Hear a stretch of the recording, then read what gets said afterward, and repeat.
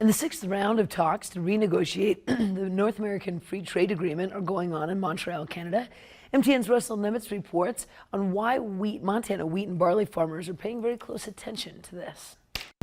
Well, NAFTA has been one of the most important agreements overall for the U.S., especially in the wheat industry. That's why producer organizations like the Montana Grain Growers Association have made the trade agreement such a high priority, and for good reason. U.S. wheat exports into Mexico have increased 400% since we signed the NAFTA agreement. And we've also increased the amount of barley that they take in, particularly out of Montana. Mexico is Montana's #1 market for barley. She says the trade agreement, which was signed into law in 1993, was significant then and still is. It reduced a lot of technical barriers to trade that existed previously and just opened up that market to allow a lot of grain to flow south.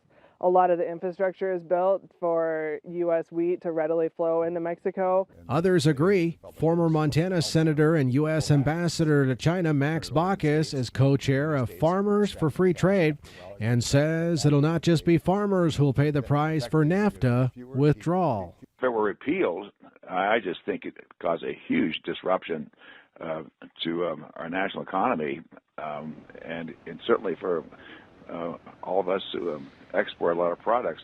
It's everybody involved in agriculture. You know, it's the implement dealers, it's the elevators, it's the economy of the county.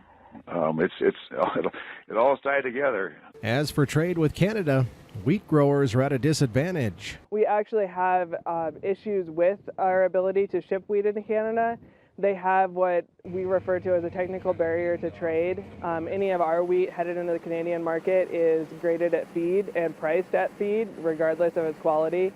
And so that's a problem that we hope to resolve within the NAFTA negotiations. And like other trade agreements, there will be winners and losers in these NAFTA negotiations. Agriculture is also almost always the first to be retaliated against when you get in trade wars. That's where people will add tariffs because it's easy to add tariffs.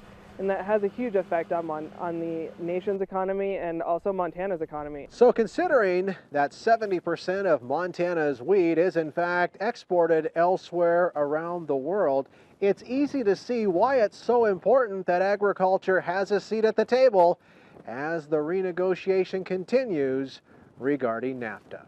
Reporting from the Erickson Farm near Broadview, Montana, I'm Russell Nimitz, MTN News. Now, officials with the North American wheat value chain sent a letter to leaders in Canada, Mexico, and the United States, stressing the importance of NAFTA to the entire North American wheat industry.